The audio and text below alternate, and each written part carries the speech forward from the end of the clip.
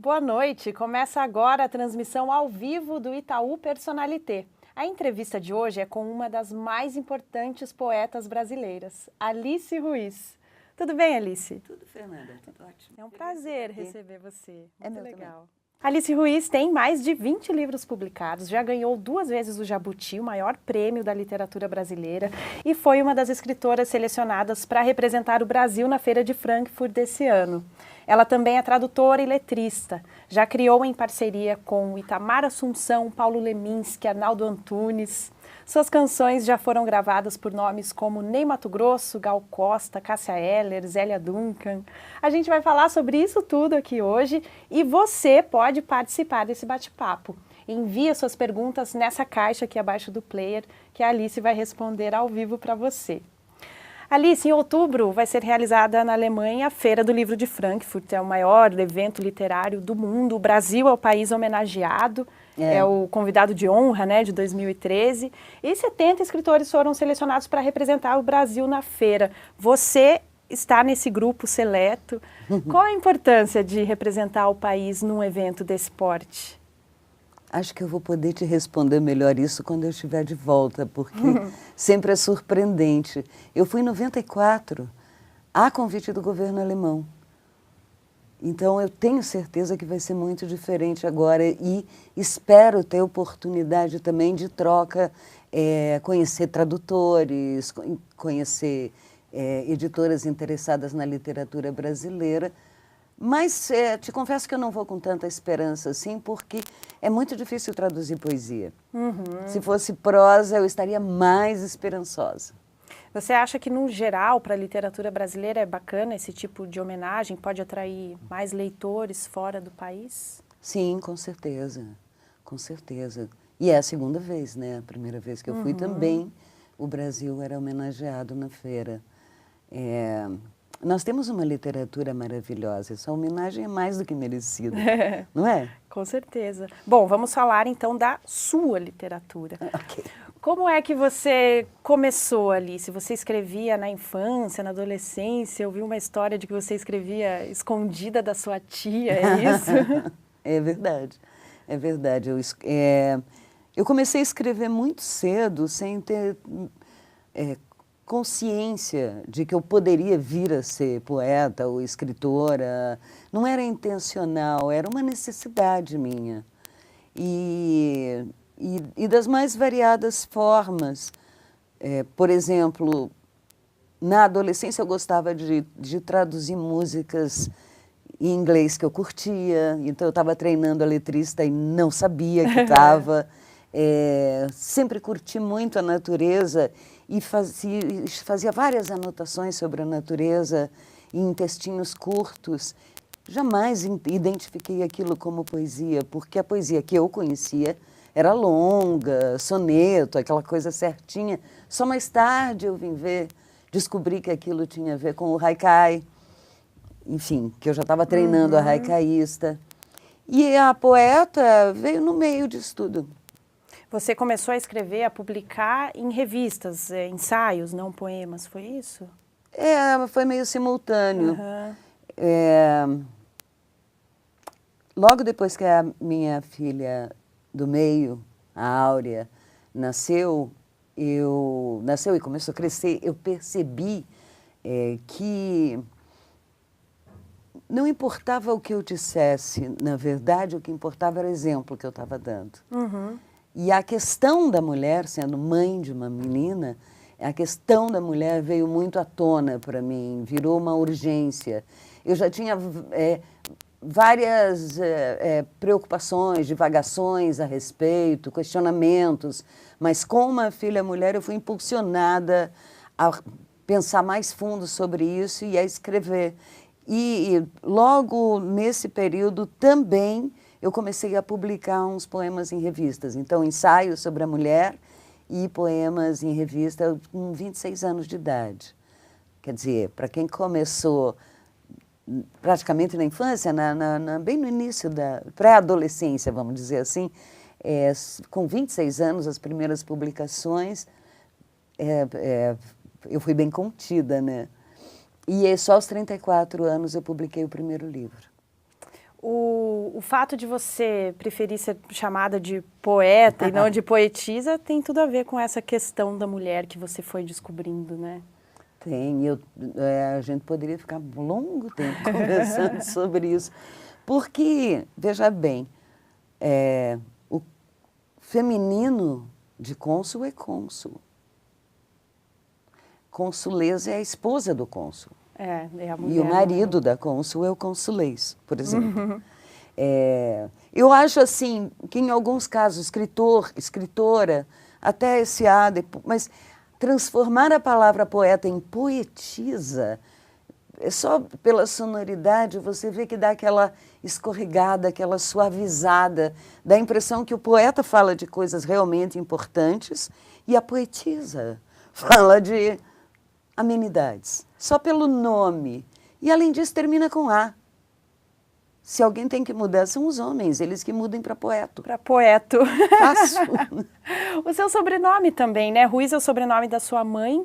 Você ter adotado no seu nome artístico o sobrenome da mãe, não do pai, também é um posicionamento aí forte. Um posicionamento, sim. Eu acho uma injustiça muito grande as mulheres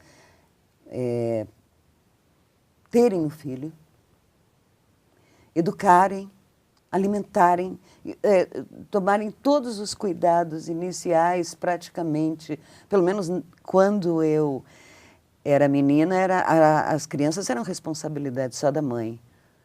O pai podia até interferir dizendo para a mãe como ela deveria educar a criança, mas de uma maneira geral era a mãe que educava, só.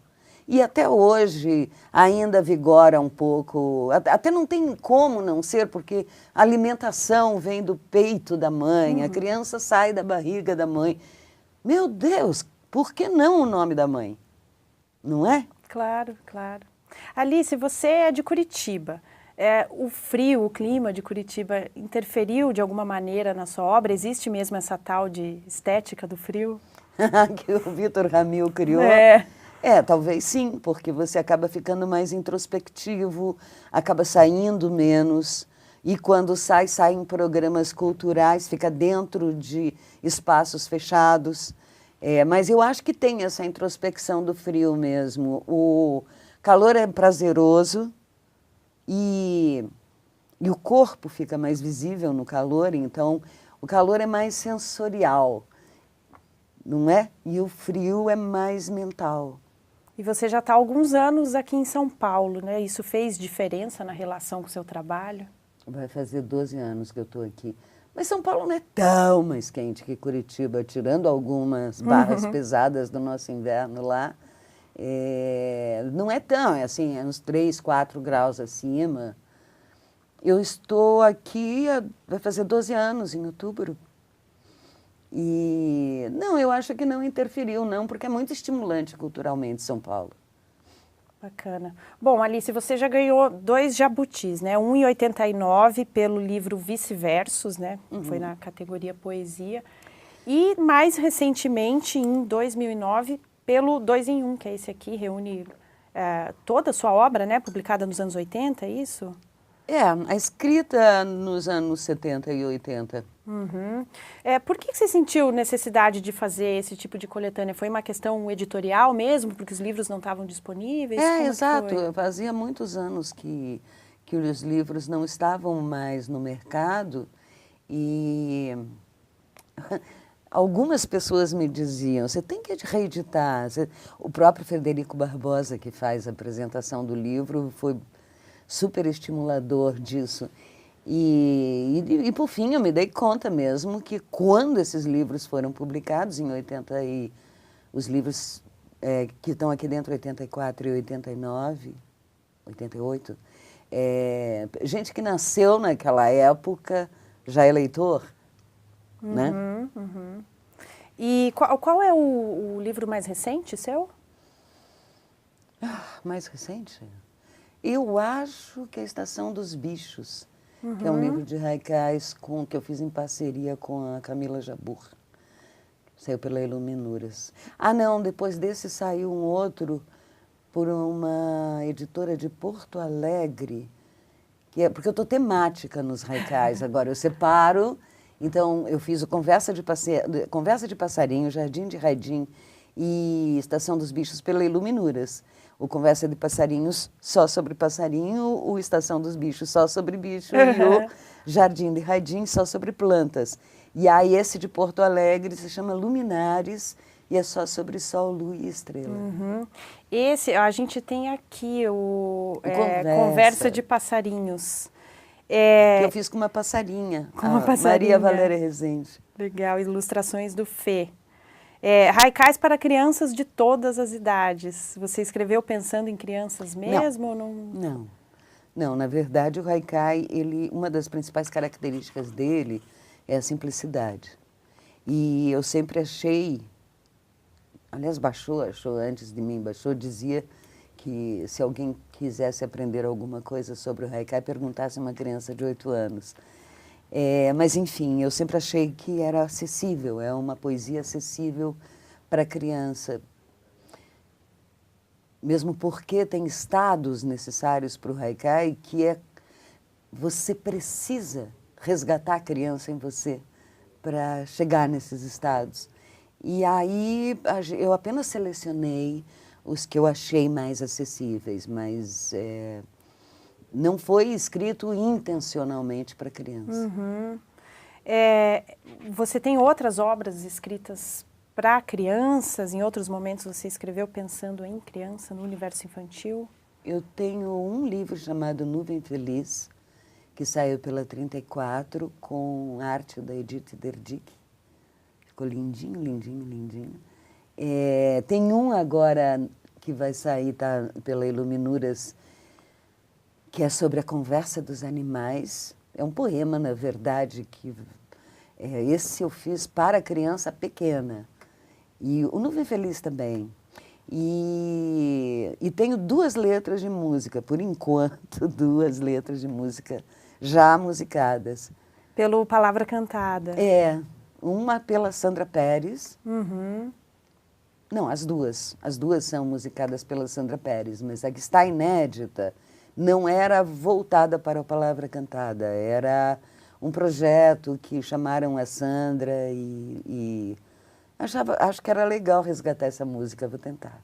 É muito diferente escrever para criança? Você pensa nos seus netos na hora de escrever? Como é? Nossa, é uma responsabilidade imensa, muito maior do que para adulto, porque é relativamente recente a gente encontrar tantos livros de qualidade para criança. Houve uma fase em que parece que todos os livros para criança tinham que... Por um lado, havia uma safra que tratava a criança como se ela não fosse uma pessoa inteligente. E havia uma outra safra que fazia questão da lição moral no final. Mandar um recado. E essas 2 coisas sempre me aborreceram, mas eu também sempre achei que escrever para um ser em formação era sério demais, e talvez isso me trave um pouco para escrever. Talvez não, bastante, confesso. Confesso. Haikai tem várias regrinhas, né, Alice? Para quem não conhece, quais são as regras? O número de sílabas? Sempre 3 linhas, nunca mais do que isso, 3 é fundamental. Cada verso tem uma função. O melhor haikai é aquele cujo primeiro verso é a situação, no segundo verso algo acontece, enfim, é um movimento, e o terceiro verso é a manifestação disso. Isso é uma das regras. A outra é que esses 3 versos tenham um máximo de 17 sílabas, de preferência, divididos em 5 sílabas no primeiro verso, 7 na segunda e 5 na terceira. Sempre sobre a natureza. O haikai nipônico é sobre a natureza, não é... Não vai falar sobre sentimento, nem nada pensamentos, disso. Nem conclusões, você se exclui. Um dos estados que se desenvolve para fazer haikai é a ausência do eu. Aliás, a palavra haikai, um dos ideogramas é a ausência do eu. É você não se colocar no poema. É claro que a gente se coloca, a nossa sensibilidade se coloca, mas não se colocar explicitamente. Quanto menos você falar de você e mais você falar da cena da natureza que você está descrevendo, melhor. Você acha que tem a ver, Haikai tem a ver com esse momento atual de escrita rápida, de redes sociais, Twitter, com caracteres limitados? É uma boa forma de poesia para não iniciados? Talvez como um exercício de síntese, mas é muito diferente, né? Esta comunicação das redes, ela tem a intenção de estar trocando, de estar informando, e o Haikai não pode ser intencional. Mas como exercício de síntese, sim. Você traduziu também Haikais, né? Apresentou para o público brasileiro muita coisa. É muito difícil traduzir Haikai, poesia em geral? Você tem que ser poeta para poder fazer a tradução, para entender o ritmo? Eu acho.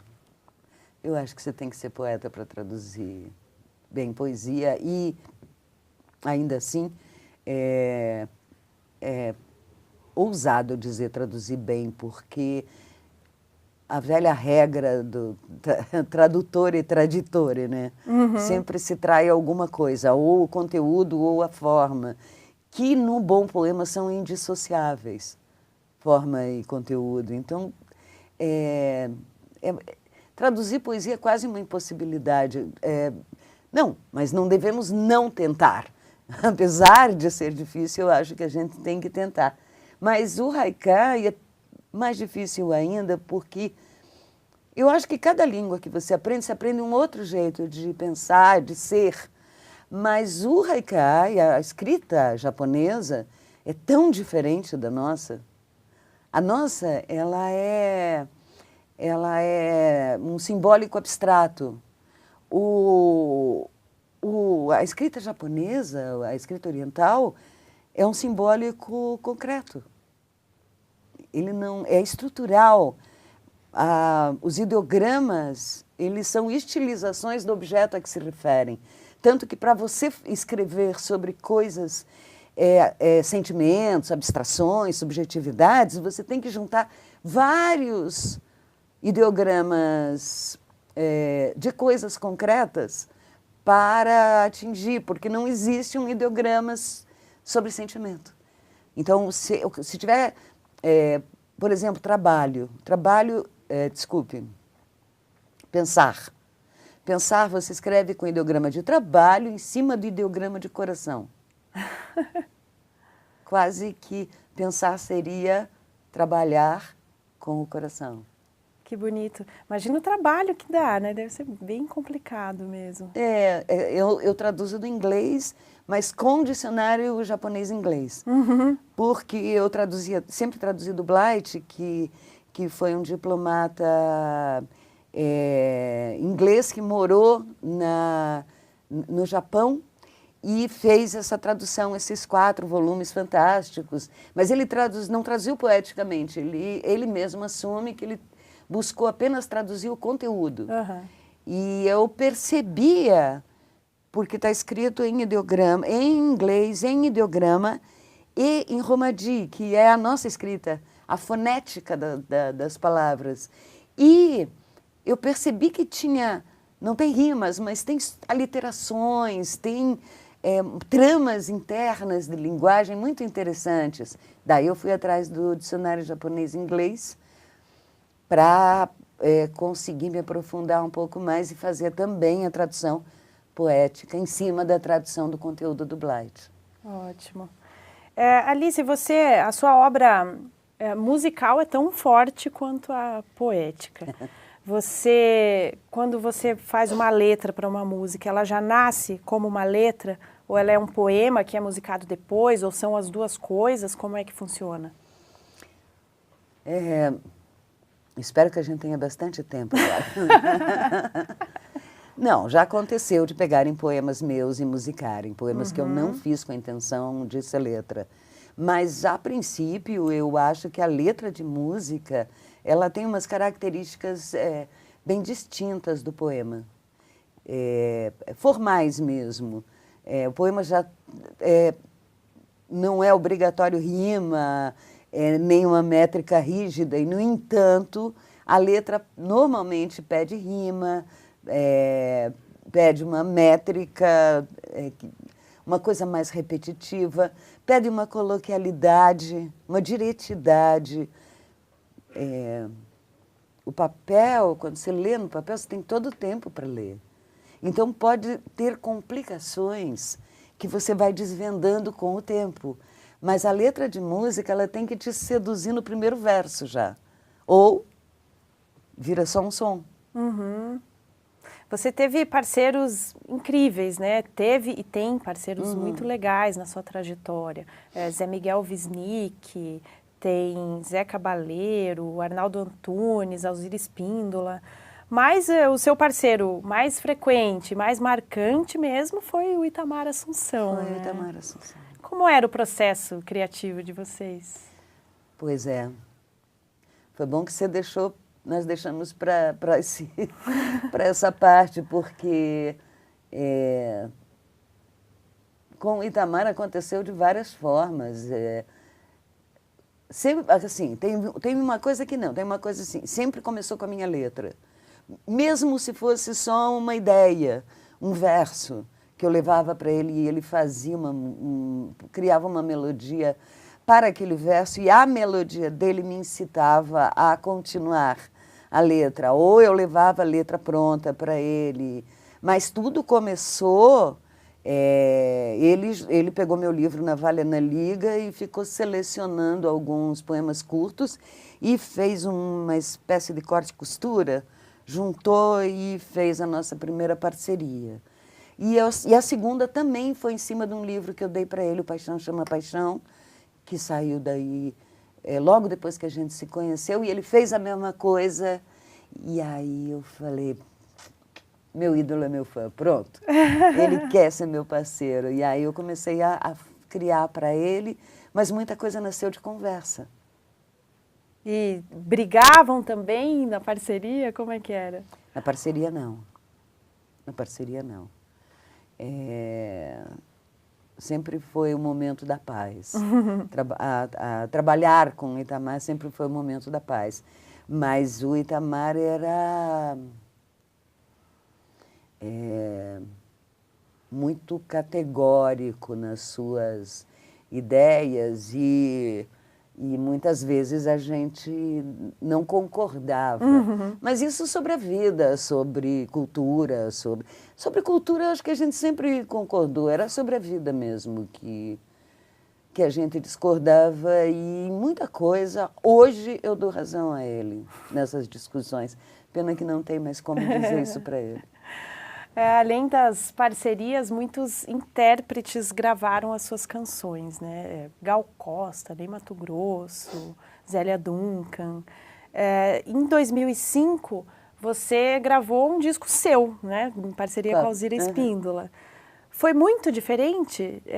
Como é que foi fazer esse disco que era seu? Você não canta no disco, né? Você declama, fala, né?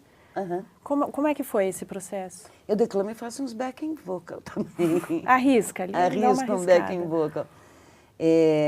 Só uma coisinha, você sabe que a Zélia não é só minha intérprete, a gente é parceira. Parceira também. Parceira também, nós já temos, que a Zélia faz letra, ela tem poucas músicas, ela faz mais letra, então a gente acabou fazendo 2 letras junto, uma que ainda não foi gravada e a outra que acabou entrando no DVD dela, que é a música do Marcelo Genesi, que é a Borboleta, e a letra é nossa, e aí o Genesi levou para o Arnaldo, mostrou para o Arnaldo, e o Arnaldo fez mais uma segunda parte da letra, então é triletra essa. Mas a história com a Alzira, a gente já, desde que a gente se conheceu, a gente já começou a compor junto, e quando eu me mudei para São Paulo, em 2001, eu acho. 2001.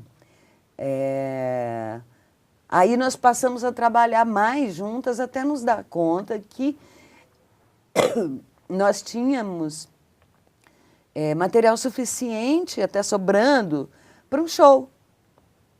E fizemos durante 4 fins de semana no Crowne Plaza, o show, que não se chamava Paralelas ainda, chamava Fundamental, que é o nome de uma das nossas músicas, e as pessoas, depois do show, vinham pedir o CD. Aí nós começamos a querer fazer o CD. E a Zélia foi super cúmplice, né? Saiu pelo selo dela. Pelo selo dela, né? É, o Duncan Discos. Legal. Alice, no início do ano saiu Toda a Poesia, né? A gente tem aqui também, que é o livro que reúne toda a obra publicada do Paulo Leminski, que foi marido da Alice por 20 anos. O livro foi um sucesso enorme, né? Vendeu muito, falou-se muito nesse livro. Você participou da organização do livro, escreveu a apresentação. Você imaginava que ia fazer esse sucesso todo, que tanta gente ia comentar, ia passar os 50 tons de cinza, que foi o que todo mundo comentou, né? Essa foi a parte boa, né? Derrubar um best-seller machista. E escrito por uma mulher ainda. Não, mas olha, parte se surpreendeu e parte não. Porque, primeiro, esse livro, os poemas do Paulo, os livros de poema do Paulo estavam fora do mercado já fazia tempo também. As pessoas sentiam falta disso. E mesmo assim ele estava bombando na internet. As pessoas... ele virou um viral na internet. Aí, mas tinha questões editoriais a resolver com a editora anterior, a Brasilense.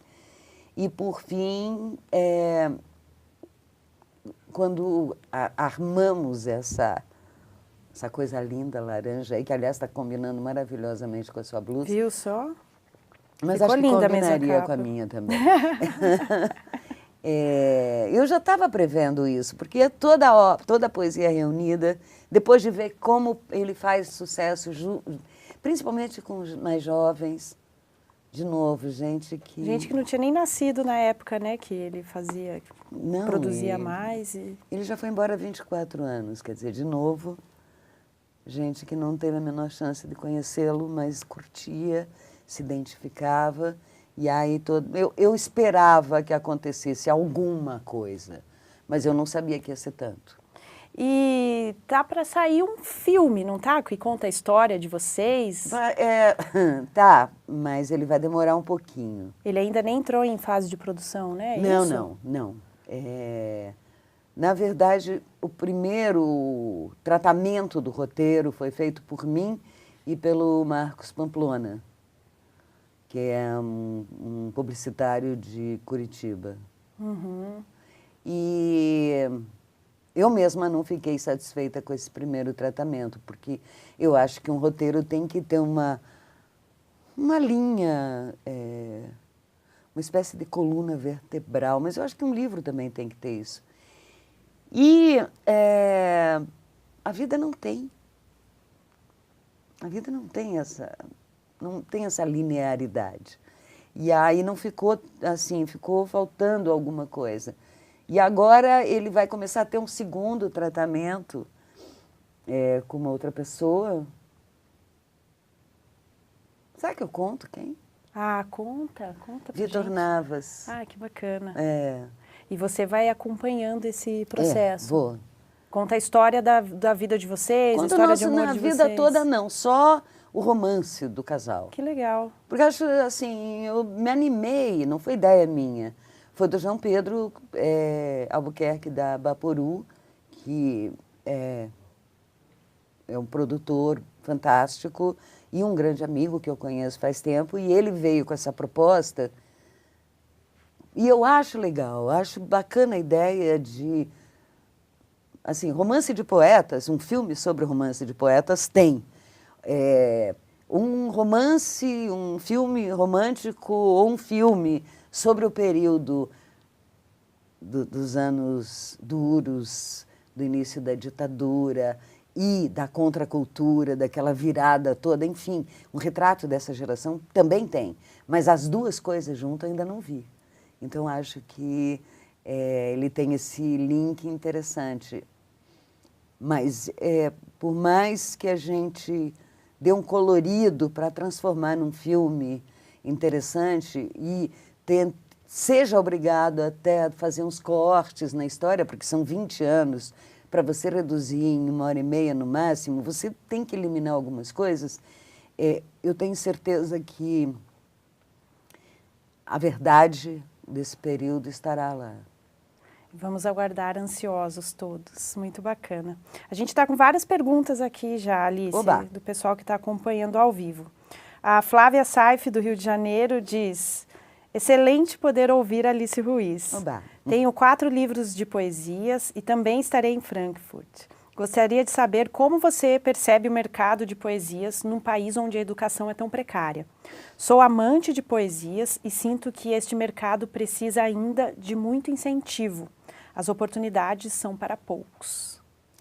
É verdade, eu acho que a poesia agora, agora não, já faz algum tempo, ela vem se colando bastante na música popular. Eu sei, tem bastante coisa ruim na MPB. Tem muita música que é só para você ouvir da cintura para baixo. Mas tem muita música que é feita para a cabeça e para o coração. E essas são poéticas. E eu acho que é um bom lugar para a gente seduzir os mais novos e pessoas que também não têm tanto acesso econômico, não tanto poder econômico para poder consumir literatura. Mas sempre haverá poesia, sempre haverá interesse na poesia. Eu sei, ela acaba ficando em segundo plano, mas porque, de certa forma, a prosa é mais fácil, ou pelo menos a maior parte da prosa. É mais fácil de entender.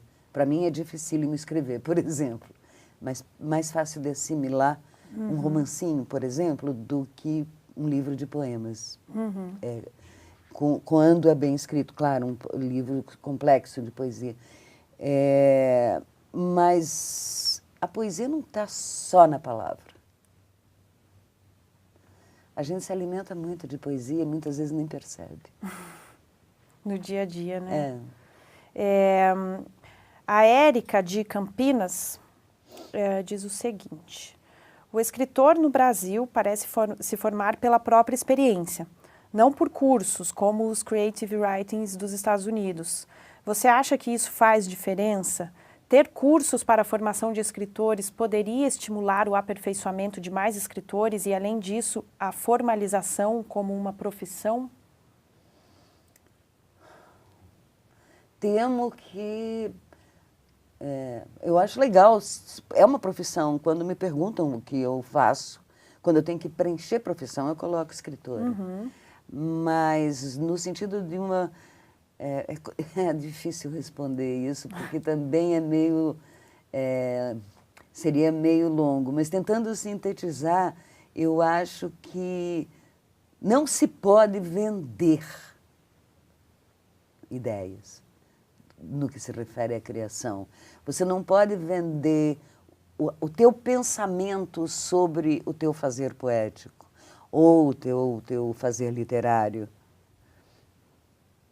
Mas o ideal é, claro, que o escritor possa sobreviver do que ele faz melhor. Mas quando eu digo, você não pode vender o princípio. Isso não pode ser venal. Você dá aula de haikai, né, Alice? Oficinas. E eu já ouvi falar que quem participa das suas oficinas diz que você consegue fazer o poeta interior de cada um aflorar. Como é que você faz isso? É bacana você perguntar isso, porque daí completa a pergunta dela, né? Bom, eu dou a parte... É que o haikai me facilita muito por causa do Zen. Eu dou a parte técnica, vamos dizer, do haikai, todas as regras, mas pelo Zen, por uma aproximação do Zen, eu meio que os ajudo a entrar num estado favorável à criação. E eu acho que, de uma maneira geral, é legal ter curso, sim, para quem queira se aperfeiçoar em qualquer forma. Mas, no caso do haikai, é quase porque é exótico, né? O Carlos, de São Paulo, quer saber se você nunca tentou cantar e se você toca algum instrumento. Lá em casa tem pandeiro, tem piano e tem violão. para os meus parceiros ou para os saraus, porque de vez em quando eu reúno os amigos lá. E eu quis cantar, eu quis muito cantar. Mas nem tudo que a gente quer a gente pode. Definitivamente não é minha praia. Mas backing eu faço. A sua contribuição para a arte já está bem grande, Alice. Fique tranquila. Obrigada, querida. A Marília, do Rio de Janeiro, pergunta se você vai lançar algum novo livro em breve. Quem me dera. Faz tempo que eu decidi não misturar mais os assuntos. No começo eu lançava livro que tinha letra de música, poesia e haikai, tudo junto. E aí eu lancei um livro de letras, eu estou com planos de lançar mais um. E lancei vários livros de haikai, também estou com planos de lançar mais um, já tem material. Mas tudo isso depois que eu puder terminar meu livro de poemas, daí só de poemas. Mas como a gente estava conversando no começo, mesmo esses só poemas, alguns já foram musicados. Eu não escrevi como letra, mas já foram musicados. Enfim, planos tem. Na verdade, eu estou com 3 livros para terminar, vamos dizer assim, dar aquele arcabouço final e entregar para a editora. Mas estou sem tempo. Uhum. O Francisco de Salvador pergunta se você utiliza as redes sociais e se já usou como suporte para sua obra. Não, como suporte não. Eu uso bastante o Facebook, me comunico com um monte de gente, resgatei várias amizades, contatos. Foi muito legal, assim, nesse sentido. Na verdade, eu tenho que até me reprimir um pouco para não perder tempo demais. Porque não é perder tempo, mas é adiar coisas importantes que você tem que fazer também, porque lá é um lugar de não só desses contatos, mas de você estar informado sobre o que está acontecendo e ter alguns assuntos, você tem várias opiniões, e quando um assunto interessa, aí você, né, quando você vê, você passou horas vendo a opinião de especialistas sobre um determinado tema, como as manifestações, por exemplo. Foi um período que eu não me manifestava porque eu estava acompanhando as várias opiniões sobre isso. Então, é um lugar muito interessante, eu acho, de informação e de contatos. E só, porque se eu entrar em mais algum, aí sim eu não vou achar tempo para nada. O Sérgio de Curitiba, seu conterrâneo, nosso conterrâneo, pergunta quando e onde vai ser sua próxima oficina de haikai. Tem alguma marcada já? Quase certo, Foz do Iguaçu, em outubro, no encerramento da exposição Múltiplo Leminski. Ah, legal. Não está longe dele, dá para ir. O Fabrício de São Paulo, acho que ele pode ter perdido o começo do programa. Ele diz, poderia discorrer brevemente como você iniciou sua carreira de escritora e como você desenvolveu sua técnica, já que podemos usar alguns artifícios preparados combinados ao talento nato. Você teve no começo da carreira algum tipo de preparação, de aula? Não, não, né, nada, só leituras Eu entendi que, além de todo um trabalho interior que eu acho que é necessário fazer, que é você procurar dentro de você o que efetivamente é universal, o que você tem a dizer que interessa ao maior número de pessoas. Eu acho que esse é um trabalho interior que se faz e que nos transforma. Eu gosto muito disso na poesia, a transformação que ela provoca em nós, para nos transformar num bom instrumento de registrar o pensamento e o sentimento da época, do momento. E, além disso, eu acho que a parte técnica, além de ler muita poesia, ler boa teoria sobre poesia. Quem me ensinou muito, autores que eu li, que me ensinaram muito, foi Otávio Paz, os Concretos e a Paidelma, que eles mesmos apontaram, vários autores. Falando em Concretos, foi o Décio Pinhatari que resolveu publicar seus poemas pela primeira vez? Foi isso? Foi ele.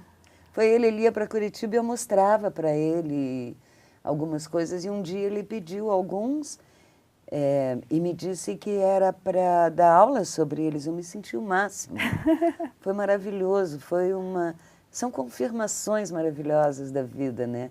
E aí, logo depois, ele me escreveu dizendo que ele fazia parte do conselho da revista Duas Cidades, que era editado pela Duas Cidades. E aí, perguntando se eu autorizava a publicar, e é claro que eu autorizei. E ele fez um trabalho maravilhoso de ampliação das letras, escolheu poemas curtos e fez um trabalho lindo, visual. Legal. Pergunta do João Carlos, de São Paulo. Alice, como traduzir a obra de autor que coloca no papel sua alma? É como ter uma ligação? Eu acho que sim. Eu traduzi, por exemplo, várias mulheres japonesas. Mas teve uma, que aliás foi ela que me fez descobrir que aquele final ni significava monja. Eu gostei tanto da poesia dela, me identifiquei tanto, que eu fui pesquisar. E aí que eu descobri que era mulher. E aí eu fui atrás de todas as nis, pelo menos as monjas não escaparam. Eu traduzi todos desses volumes do Blyth de mulheres e publiquei num livrinho pequeno chamado Céu de Outro Lugar, que é um verso de um dos poemas da Tione. E a Tione tem até coisas parecidas na nossa vida que eu fui descobrindo depois e realmente é uma identificação absurda. E dos autores foi o Issa Kobayashi, que também teve esse encontro de alma. Que bonito. Alice, a nossa transmissão está chegando ao fim. Eu adorei nossa conversa. Muito obrigada por ter vindo aqui conversar com a gente, comigo e com o pessoal que está acompanhando ao vivo. Muito legal. Mas já acabou? Já acabou, passou rapidinho. Eu também adorei. Por mim, continuava. Uma delícia. Muito obrigada. Obrigada a você, querida. E se você quiser conhecer um pouco melhor a obra da Alice, acesse o site dela, é o aliceruiz.mpbnet.com.br, tem toda a obra lá. E não deixe de ler a entrevista com a Alice na revista Personalité. Você pode baixar no iPad a revista, é só entrar na App Store, procurar lá, põe na busca Revista Personalité, e você baixa gratuitamente o aplicativo.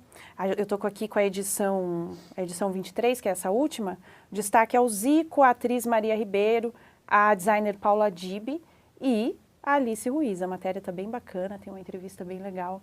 Esse aplicativo tem vídeos e fotos exclusivos, vale a pena.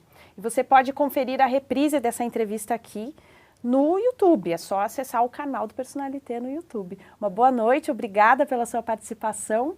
E até a próxima!